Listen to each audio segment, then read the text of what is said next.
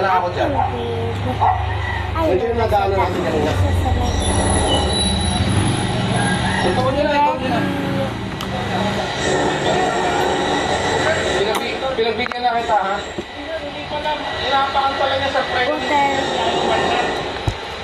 Pagkaapaw ko lang pala, sumandal sa akin. Oo nga, alam ko. Wala ka lang na. Ano pag-start ko talaga? Pwede inapakan yung fitness kayo yung pinagayaan yung engine.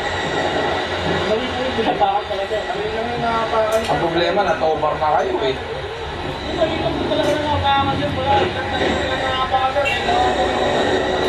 Paano kung nagkami napakan? Driver ba kayo?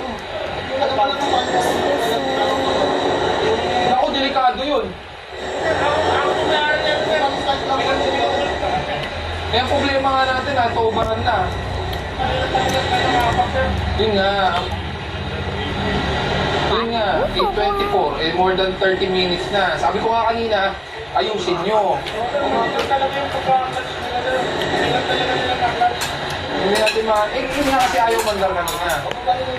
Hindi biglang kinabit. Ayaw mandar kanina, kaya kinabitan.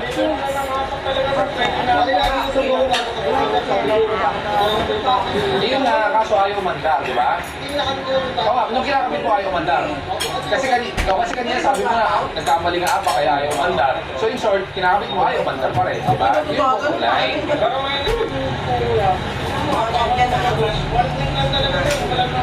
Ang problema nga, yun nga, ang problema kasi naka-tow-bar na tayo. O sige, sabihin ko, ano na lang, nagkamali ka, nakapak.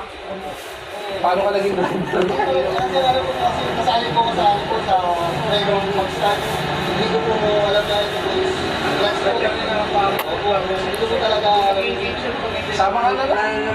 Kasi pag nag-tow-bar, hindi ako bitaw talaga pag nag-tow-bar.